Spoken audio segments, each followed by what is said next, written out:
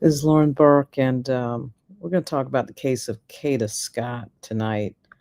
An unbelievably sad situation. Kada Scott disappeared in early October and was missing for 2 weeks.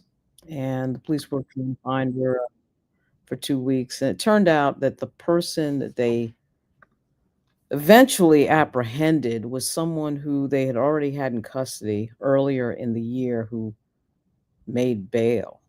Um, the question of how this person made bail is, I wouldn't say it's an outstanding question. I would say that it's something that's still being discussed because the DA of Philadelphia is sort of in a position where he's not completely telling the entire story, but he's telling most of it, which is that they had the person in custody and he made bail. He didn't make the entire bail, of course, but he put down 20,000 and he was released. And he went on to allegedly and apparently take the life of Kada Scott. So she'd been missing for weeks, and it was just the other day that it was announced that a body was found behind an abandoned school, and folks in the community seem to know that that was her well before the police actually publicly announced it, which kind of tells you that the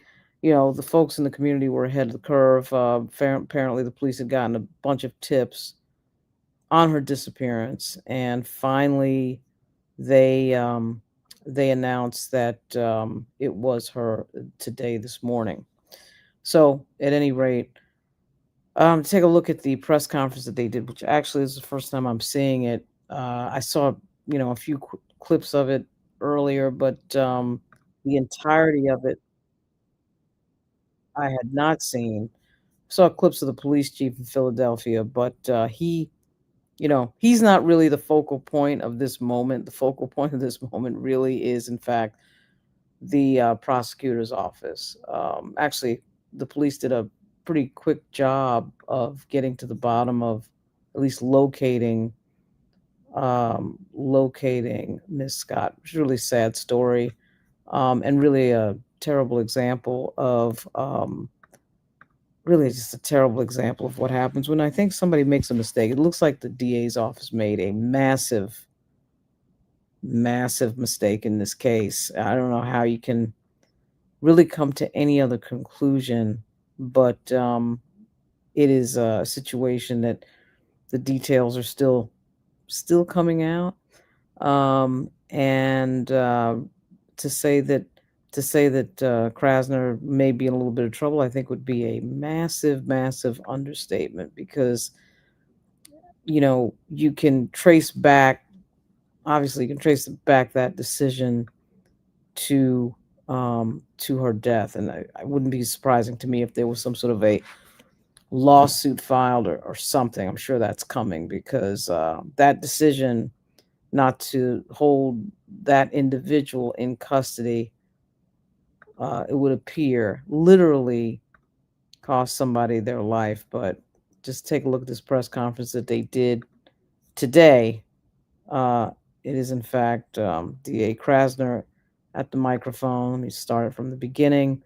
I'm not sure they took questions at this. He has a very long list of people he introduces at the beginning, so we'll see if there are questions at the end. Needs and the wishes and the priorities of the family of Kada Scott. In the process of addressing those needs, we will be announcing that there are new charges being brought against Keon King. We'll get into the details, but the bottom line is a second case has already been approved, and we expect there to be a new arrest today, in all likelihood, of Keon King when he is brought in from the jail. The arrest will be for burning of a car, arson, causing catastrophe, conspiracy, several other charges, and we'll get into the details of that in a moment. But well, obviously, I think it's obvious that he's not going to be just charged with the burning of a car. So presumably that was her vehicle that he burned. It's not really clear in this moment of the press conference whether it was or not, but clearly, there will be capital charges in this case if, in fact, he is the suspect, which obviously it is. It's obvious that he is the suspect. So it's interesting that talked about the burning of the More than anything, as I said, this is a press conference that I hope will in some way address some of the needs and wishes of the family. At this time, I'd like to identify some of the good people who are here. We have with us Philadelphia City Council member Anthony Phillips from the 9th Council District, who has been extremely heavily involved in addressing the family's needs, as have other city officials, but extremely heavily involved, including in a meeting with the family where I was also present. He will be talking about the efforts that his office is making specifically to address the family's needs when he speaks later during this conference. We have First Assistant DA Robert Listenby here, ADA Ashley Kozlowski of the DAO's Homicide Non-Fatal Shooting Unit, who is handling this matter in close communication with me and others, but is handling this matter. We'll be addressing some of the new developments in the case. ADA Bob Wainwright, who is her chief, the chief of the DAO's Homicide Non-Fatal Shooting Unit, is present. Mariel Dela Cruz, who is the director of the DAO's Victim Services Unit, is here. Donna Wood, who is director of DAO's Relocation Unit, is here. We have Tania Leonard with us today, who is the director of the DAO's CARES Unit. And we have Marcus Allen. Mr. Allen is the cousin of Kada Scott on the mother's side, and he is present here on behalf of the family of Kada Scott. While he will not be reading it, he will be standing with us when a statement from the mother and father of Kada Scott is read today. That statement will also be put up on the screen so that you will have the text of it.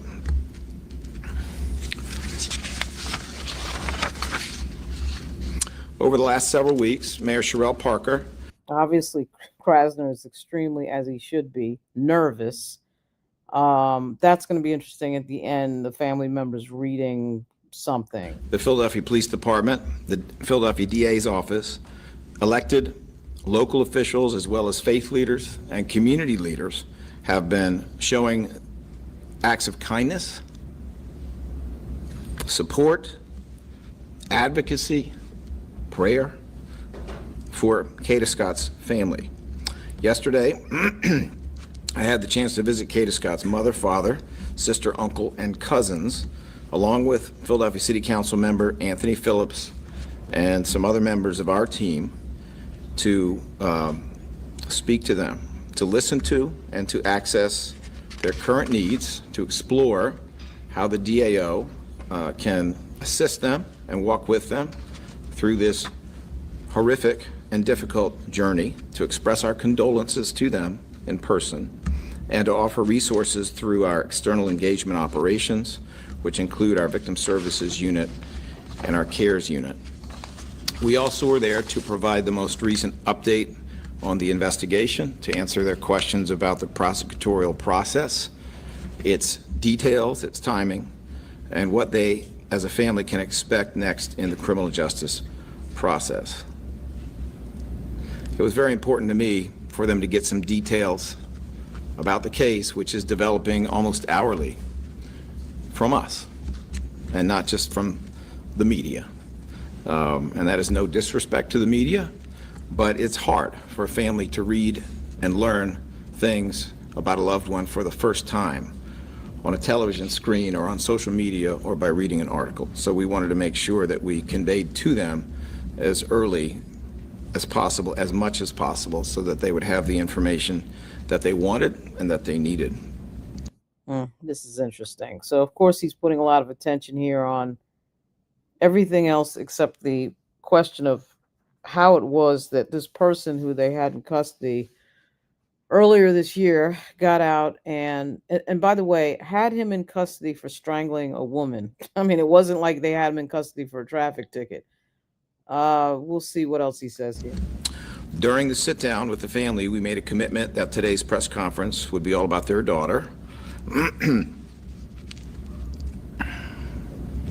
And therefore, as I've already mentioned, there are certain things that we want to cover today. We want to cover a statement that is to be read and released to the media on behalf of the family, specifically written and approved by the mother and father of Kada Scott. We want to cover some recent developments within the investigation and prosecution of Keon King. We want to continue our request for the community's assistance, tips, and information that would help the investigation and strengthen the prosecution against defendant Keon King. Let's understand the community has already done tremendous work in aiding progress with this investigation. We are simply asking for more. And we also want to convey the upcoming effort to support the family of Kada Scott, led by City Council member Anthony Phillips of the 9th Council District, including the use of his office for that purpose, and we will let him speak about that. I'd like to start with the family's statement. Tania Leonard, who is the director of the DAO's CARES unit, and Mariel Dela Cruz, Jessica Serrano, victim witness coordinator, will stand with Tania, is going to read that statement on behalf of the family. Standing with them, of course, will be Mr. Marcus Allen. Although he will not be speaking today, he will be here at their request and as their presence in this moment. You should know that Tania, who was present when Councilmember Phillips and I spoke to the family, will be working collaboratively with them and with our internal and external victim advocates to prioritize critical, necessary services to support the family and communities that are impacted by this horrific killing.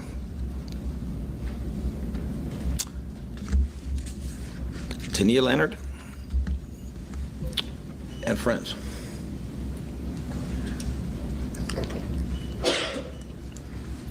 Good morning.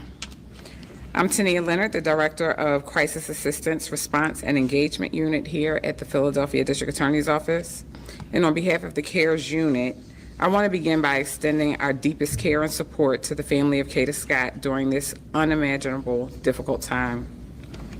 CARES was created to stand with families who have experienced this type of tragedy and to walk beside them, help them access the support they need, and ensure they are not alone in days and weeks ahead. Yesterday evening, members of our team met with the mother and father of Kada Scott at their home alongside the district attorney to offer our continued presence, resources, and support as they navigate this profound loss. At this time, with the family's permission, we'll share a statement prepared by Kada's mother and father as we stand in solidarity with the family as a unit, as victim advocates, and as an office during this journey of grief and healing. Today, we'll say her name. Tomorrow, we'll say her name. And forever, we will say her name. It is with profound sadness that we share the tragic passing of our beloved daughter, Kada Scott. We kindly ask for space and privacy at this time as we process the heartbreaking events of the past few weeks. Our hearts are shattered, yet we are deeply grateful for the outpouring of love, support, and prayers from people across the nation and around the world. Please continue to keep us in prayer as we navigate this unimaginable loss. Our hearts are broken beyond measure. We are profoundly thankful to every person who shared Kada's story, joined the search efforts, prayed with us, and stood by our family during this devastating time. Your compassion, love, and strength have carried us when we could not carry ourselves. Kada was deeply loved. Her light, kindness, and beautiful spirit will forever remain in our hearts.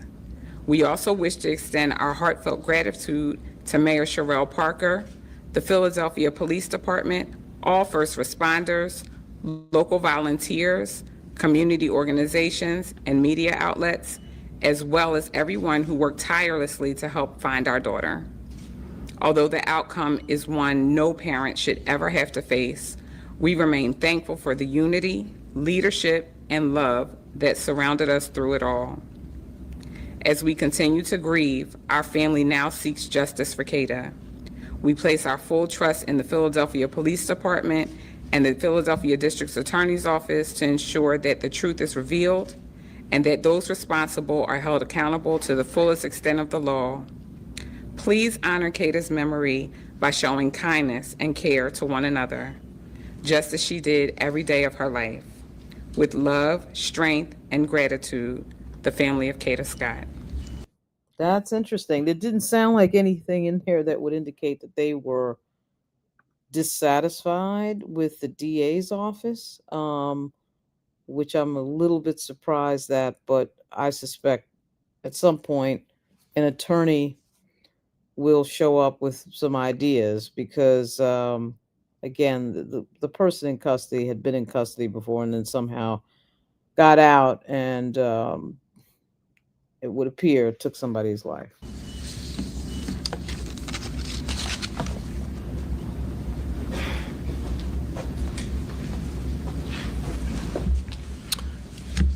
Thank you, Tania Leonard. Ashley Teslowski will be, at this time, lead counsel in the prosecution of Keon King and has been working tirelessly on every aspect of the case, including obtaining a warrant that contains additional charges. Those charges include arson, causing catastrophe, conspiracy, unauthorized use of an automobile, receiving stolen property, reckless endangerment of another person, tampering with evidence. We are not done, but this is a significant development in the prosecution itself, and obviously there have been other developments already reported over the weekend in the case. It is my pleasure to call forward Ashley Teslowski, who does about as good a job as anyone I've ever seen. Thank you. As of last night, our office approved charges, as the DA just said, of arson, causing catastrophe, conspiracy, unauthorized use of an automobile, tampering with evidence, recklessly endangering another person, and receipt of stolen property. Those charges are in reference to the burning of a vehicle. That vehicle is a 2008 black Hyundai Accent. That vehicle first entered our radar last week. Investigators received a tip that there was a vehicle burning and that vehicle had some connection to this case. At the time last week, when investigators went to the location where the vehicle was burned, that vehicle was no longer there. It had already been towed, compacted, and was in a junkyard. A lot of talking about a car being burned. I don't think anybody really cares about a car being burned when somebody's life is gone, but they sure are filling this press conference with this car. This weekend, we recovered additional evidence, including video evidence that confirms that this vehicle, we believe, is the vehicle that Mr. Keon King used to move Ms. Scott. We recovered video out from near the Ada Lewis Middle School, where our search and the investigator search has been focused. There's a rec center directly next to that school. Video evidence was recovered from that rec center, and we are now able to say that this Hyundai Accent was on location at all of the times we're looking at all of the pertinent points in the investigation. That vehicle was stolen on October 3rd from the area of 6600 Sprague Street. We believe that vehicle is the vehicle that was used in this case. That vehicle was then on scene at that rec center, which ultimately, as we all know, is where we found Ms. Scott's human remains. Video evidence indicates it was on location. Video evidence then indicates it leaves the location. It is burned on October 7th. It was located at the 2300 block of 74th Avenue. When this new video evidence was uncovered this weekend, investigators from the homicide unit cross-referenced all of this information with the cell phone evidence that we had already gained and we had already been using in terms of the kidnapping case and other charges. A lot of stuff about a car. Well, let's see if they actually start talking about the victim in this story. What I can share is that the cell phone evidence, the call detail records, and timing advance data as it pertains to Keon King's mobile device puts him at all of the locations that we're talking about. It's on scene when the Hyundai Accent is there at the recreation center. It is on scene when the vehicle is burned. Based on that, last night I approved those charges, and as the DA said, we should have more information in terms of bail and a preliminary hearing date, hopefully this afternoon or certainly by tomorrow.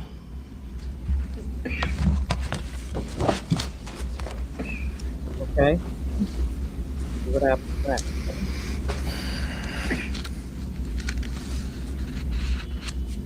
Thank you, Ashley. Appreciate those details.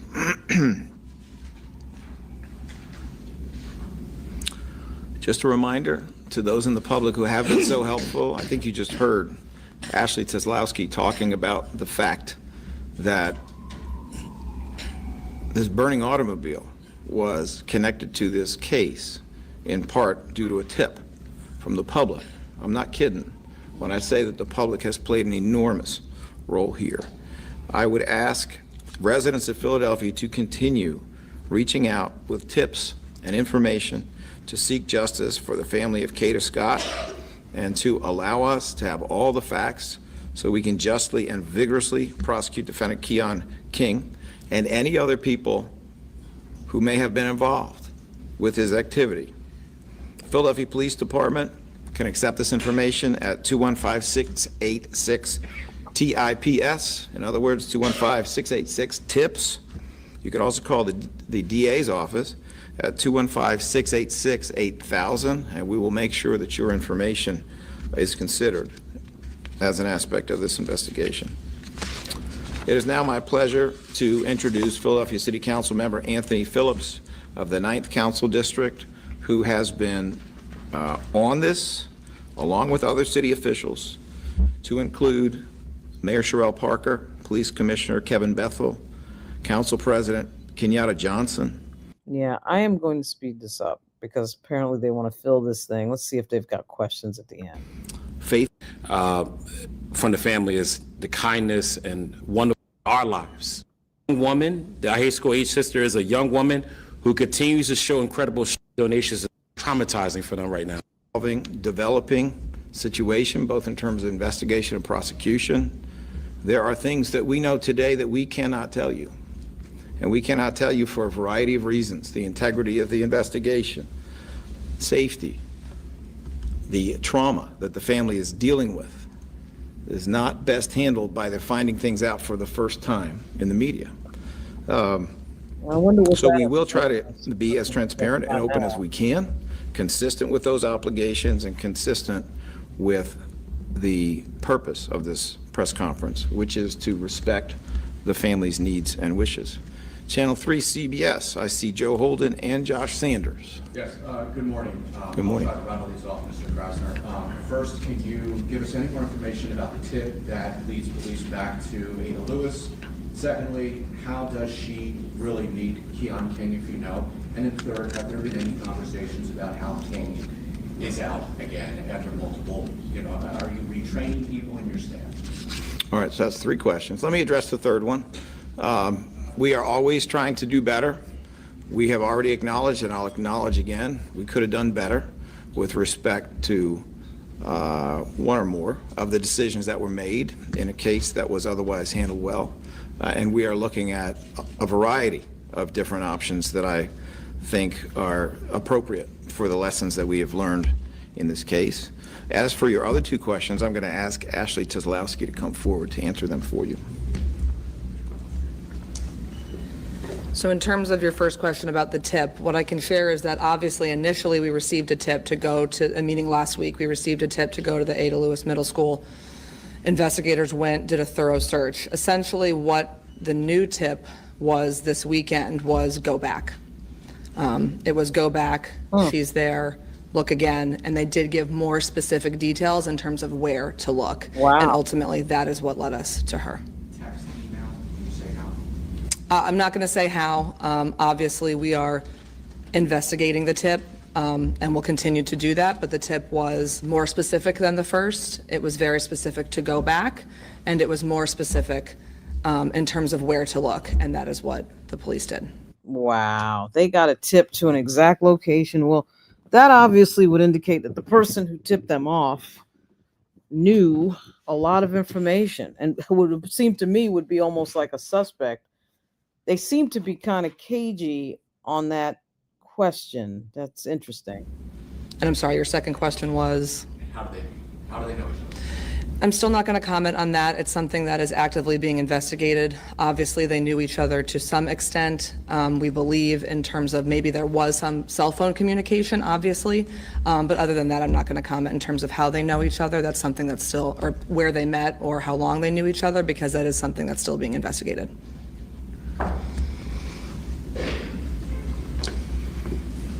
Channel 6 ABC, Tarhanda Thomas. Did I pronounce? My apologies. Can I follow up with my colleague real quick? Just two follow-up. You're Channel 3 CBS as well? Yes, sir. Yes, sir. Of course, yeah. Just two follow-up questions. You mentioned lessons learned. I wondered if you could give the specifics of those lessons that your office has learned from this. And my second question is this tipster have any relationship? All right. So we're now getting into 5 questions from one station, but let me see what I can do for you. All right. I'm not going to get into all of the specifics, other than to say that we have already discussed in this office the value that we have seen for certain kinds of cases in specialization. It's something that we have done before in changing the way things have been done literally for decades in this office. I'll leave my comment on that point there. Your second question again, sir? The tipster, are they related to Keon King? When you say the tipster, you're speaking of the tipster for the... The person who followed up with the tip, said go back and gave more details and be specific. Is this a family member of Keon King or someone related to Keon King? I think I know what the answer is going to be, but let me check with Ashley Tuslowski.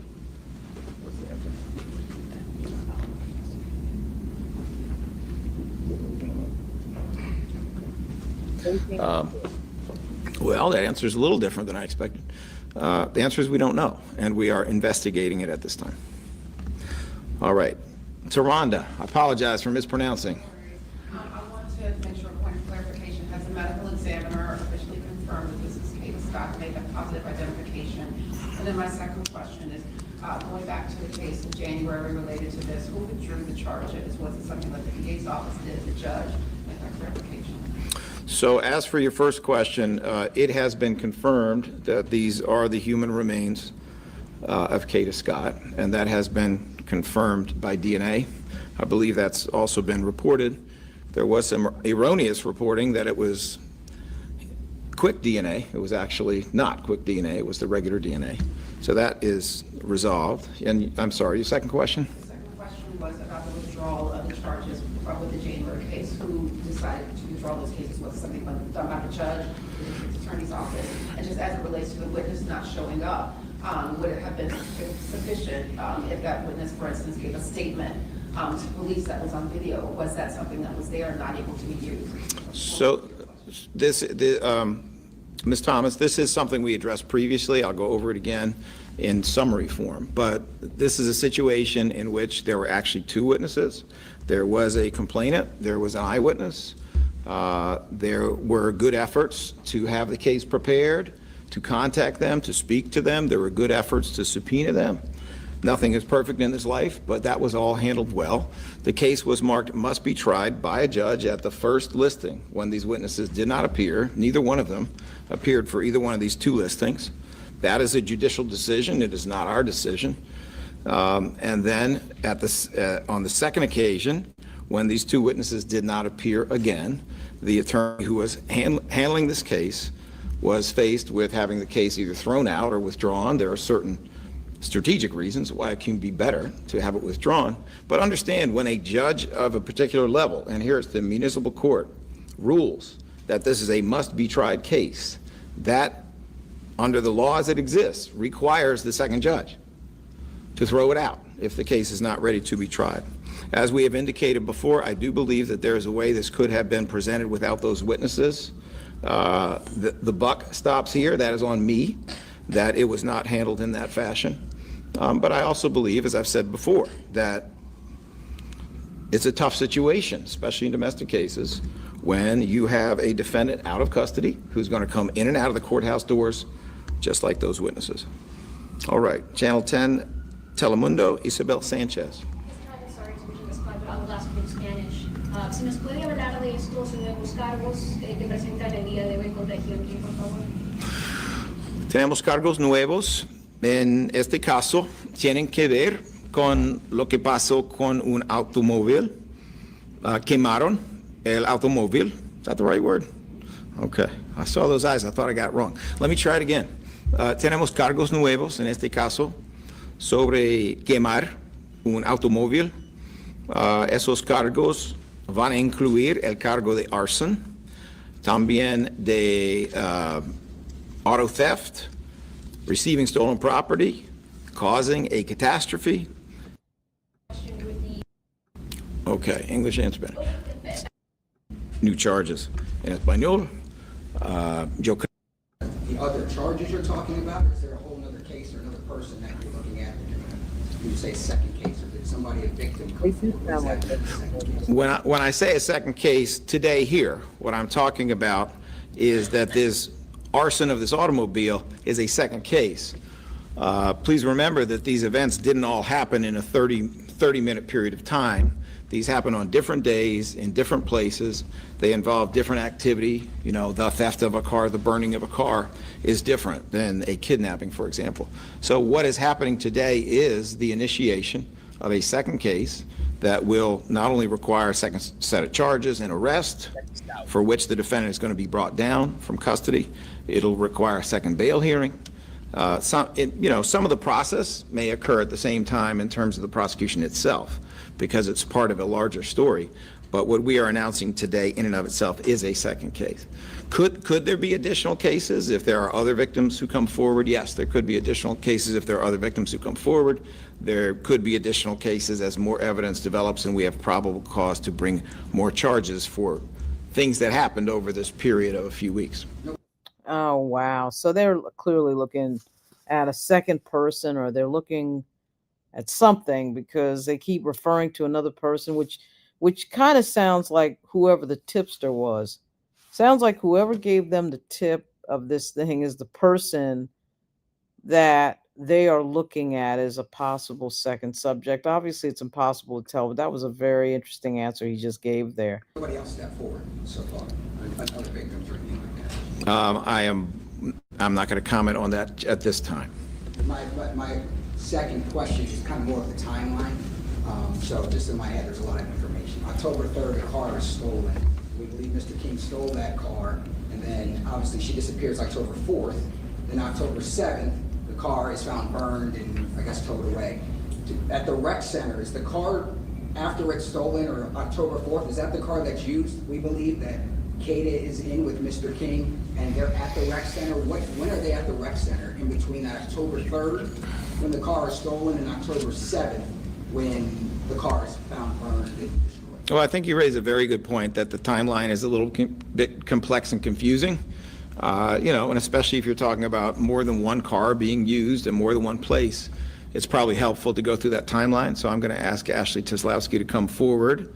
And even though, we've been talking about this so quickly that we sometimes don't slow down to identify exactly what place, exactly what car, I'm going to ask Ashley as best as she can to explain this as if she were explaining to people who didn't know anything about it. So in terms of the timeline, you pretty much got it accurate, meaning the car was stolen on October 3rd. Obviously, Ms. Scott goes missing the next day. That vehicle then, we believe, immediately goes to the rec center. We believe it remains there for about a day and a half until it then leaves and the car is burned. In terms of what the video showed or what we know about what happened there, I'm not going to comment on.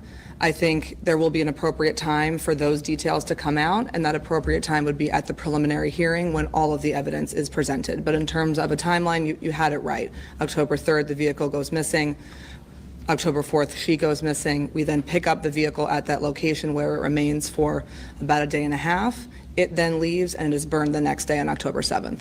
Mr. King stole that car? Did somebody else steal that car and he happened to just be in it? I don't want to comment about what I believe happened. All I can say at this point is what the evidence that we have, and what I can say is the evidence that we have is that Mr. King's phone is on location when that vehicle is at the rec center, and it's on location when the car is burned. That is what we know right now. Was it on location when it was stolen? We have it in the area, but we do not have it on location. That's not to say he wasn't there. All we can do is look at the cell phone evidence that we have in terms of when calls are being made and when data can be plotted, if that makes sense. Wow, very interesting. So clearly they're looking at a lot of things that, I guess in the end, you sit and wonder to yourself, does it really matter in terms of the person is gone? But of course, the family would want to know everything that happened, understandably. But at any rate, I think I'm going to end right there because there's going to be more of this. Probably do another live feed on this story because I really want to know what Krasner's thinking is in terms of how much he's going to expose about the mistakes that his office made in letting this guy go earlier this year. I mean, I think it was a major mistake. At any rate, I'll be back with more on this topic soon. It was a huge story in Philadelphia, remains a huge story in Philadelphia.